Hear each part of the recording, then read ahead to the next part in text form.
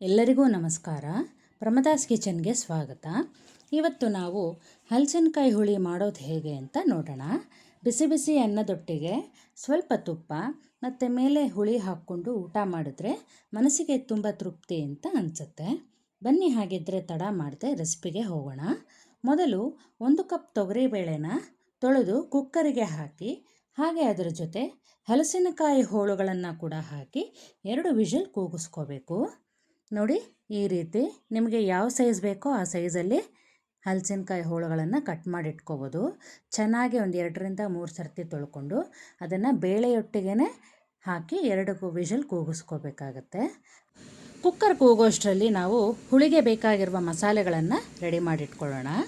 ಅದಕ್ಕೆ 1.5 ಸ್ಪೂನ್ ಕಡಲೆಬೇಳೆ, 1 ಸ್ಪೂನ್ ಉದ್ದಿನಬೇಳೆ, 3 ಬ್ಯಾಡ್ಗೆ 2 ಗುಂಟೂರು ಮೆಣಸಿನ್ಕಾಯಿ, 3 ಸ್ಪೂನ್ ಧನಿಯಾ, 7ರಿಂದ 8 ಮೆಣಸು ಕಾಳುಗಳು, ಹಾಗೆ 8ರಿಂದ 10 ಎಲೆ ತೊಳೆದಿಟ್ಟಂತಹ ಕರಿಬೇವಿನ ಸೊಪ್ಪು, 1 ಇಂಚಷ್ಟು ಚಕ್ಕೆ, 3 ಸ್ಪೂನ್ನಷ್ಟು ಒಣ ಕೊಬ್ಬರಿ ತುರಿ, ಹಾಗೆ 3/4 ಕಪ್ ಆಗುವಷ್ಟು ಹಸಿ ತೆಂಗಿನಕಾಯಿ ತುರಿ, ಹಾಗೆ ನಿಂಬೆಹಣ್ಣಿನ ಗಾತ್ರದಷ್ಟು ಹುಣಸೆ ಹಣ್ಣನ್ನು ನೀರಿನಲ್ಲಿ ನೆನೆಸಿ ನಾವು ಇಟ್ಕೋಬೇಕಾಗತ್ತೆ. ಈಗ ಮಸಾಲೆನ ಹುರಿಯೋದು ನೋಡೋಣ. ಈಗ ಸ್ಟವ್ ಮೇಲೆ ಒಂದು ಬಾಣಲೆ ಇಟ್ಕೊಳ್ಳೋಣ. ಬಾಣಲೆಗೆ 1 ಸ್ಪೂನ್ ಎಣ್ಣೆ ಹಾಕೋಣ. ಎಣ್ಣೆ ಸ್ವಲ್ಪ ಬಿಸಿ ಆದ ನಂತರ ಚಕ್ಕೆ ಹಾಕ್ಕೊಳ್ಳೋಣ.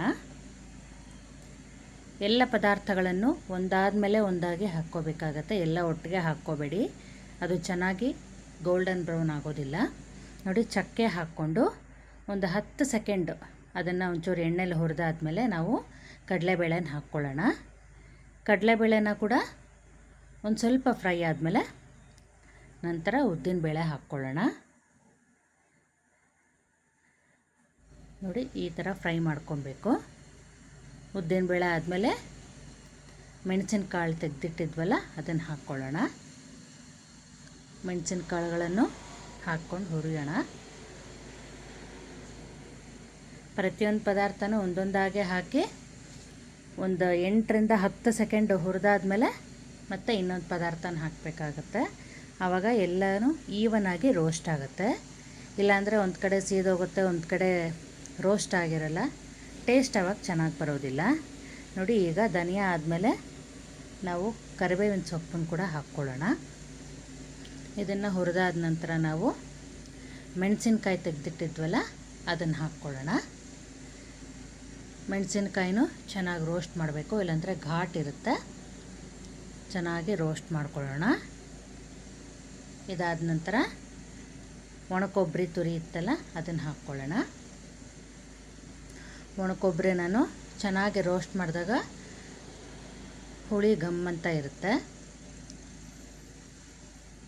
ಈ ಥರ ಒಂದು 5 ನಿಮಿಷ ಸಣ್ಣ ಉರಿನಲ್ಲಿ ನಾವು ರೋಸ್ಟ್ ಮಾಡಬೇಕಾಗತ್ತೆ. ನೋಡಿ, ಈ ಥರ ಹೊಂಬಣ್ಣ ಬರಬೇಕು.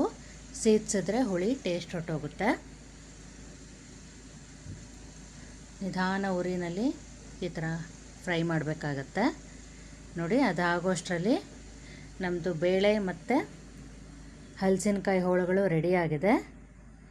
ಇದಕ್ಕೀಗ ಒಂದು 1/4 ಸ್ಪೂನ್ನಷ್ಟು ಅರಿಶಿನ, ಹಾಗೆ ರುಚಿಗೆ ತಕ್ಕಷ್ಟು ಉಪ್ಪನ್ನು ನಾನು ಹಾಕಿ ಒಂದು 2 ನಿಮಿಷ ಕುದಿ ಬರ್ಸೋಣ.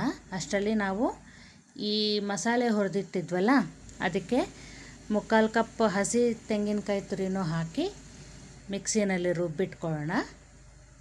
ಅದು ರುಬ್ಬೋಷ್ಟರಲ್ಲಿ ಇದು ಒಂದು ಕುದಿ ಬಂದಿರುತ್ತೆ. ಕುದಿ ಬಂದ ತಕ್ಷಣ ನೋಡಿ, ನಮ್ಮ ಮಸಾಲೆನೂ ರೆಡಿ ಇದೆ. ಇದನ್ನು ಈ ಬೇಳೆ ಹೋಳಿನ ಜೊತೆ ಸೇರಿಸ್ಕೊಳ್ಳೋಣ. ಚೂರು ವೇಸ್ಟ್ ಮಾಡಬೇಡಿ, ಎಲ್ಲವನ್ನು ಹಾಕಿ ಚೆನ್ನಾಗಿ ಈ ಥರ ಮಿಕ್ಸ್ ಮಾಡ್ಕೊಳ್ಳಿ. ಮಿಕ್ಸಿ ಜಾರ್ಗೆ ಒಂಚೂರು ನೀರು ಹಾಕ್ಕೊಂಡು ಅದನ್ನು ಹಾಕ್ಕೊಳ್ಳೋಣ. ಈಗ ಇದನ್ನು ಚೆನ್ನಾಗಿ ಕುದಿ ಬರೋಕ್ಕೆ ಬಿಡೋಣ.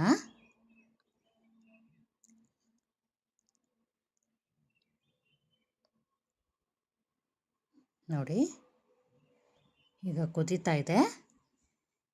ಈ ಹಂತದಲ್ಲಿ ನಾವು ನೆನೆಸಿಟ್ಟಂತಹ ಹುಣಸೆ ಹುಳಿ ಇದೆಯಲ್ಲ ಅದನ್ನು ಹಾಕ್ಕೋಬೇಕಾಗತ್ತೆ.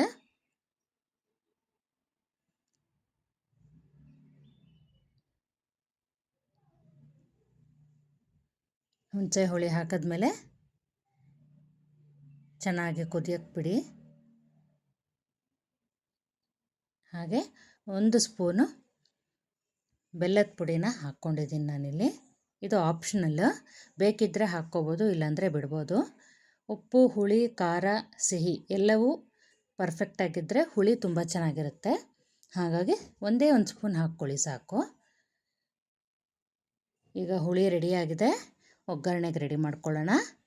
ಒಗ್ಗರಣೆಗೆ ಒಂದು ಬಾಣಲೆ ಇಟ್ಕೊಂಡು ಅದರಲ್ಲಿ 1 ಸ್ಪೂನ್ ಎಣ್ಣೆ ಹಾಕ್ಕೊಳ್ಳೋಣ. ಎಣ್ಣೆ ಕಾದ ನಂತರ ಸಾಸಿವೆ ಸಿಡಿದ ನಂತರ 1-2 ಬ್ಯಾಡಗಿ ಮೆಣಸಿನ್ಕಾಯಿ ಹಾಕಿ ಒಗ್ಗರಣೆ ಕೊಟ್ಟರೆ ನಮ್ಮ ಹಲಸಿನಕಾಯಿ ಹುಳಿ ರೆಡಿಯಾಗಿ ಹೋಗುತ್ತೆ. ನೀವು ಮನೆಯಲ್ಲಿ ಟ್ರೈ ಮಾಡಿ ಹುಳಿ ಹೇಗೆ ಬಂದಿತ್ತು ಅಂತ ನನಗೆ ಕಮೆಂಟ್ ಮಾಡೋದನ್ನು ಮಾತ್ರ ಮರಿಬೇಡಿ. ನಿಮಗೆ ಈ ರೆಸಿಪಿ ಇಷ್ಟವಾದರೆ ವಿಡಿಯೋಗೆ ಲೈಕ್ ಮಾಡಿ, ನಿಮ್ಮ ಫ್ರೆಂಡ್ಸ್ ಮತ್ತು ಫ್ಯಾಮಿಲಿ ಜೊತೆ ಶೇರ್ ಮಾಡಿ, ಹಾಗೆ ನನ್ನ ಚಾನಲ್ನ ಸಬ್ಸ್ಕ್ರೈಬ್ ಮಾಡೋದನ್ನು ಮಾತ್ರ ಮರಿಬೇಡಿ. Thanks for watching.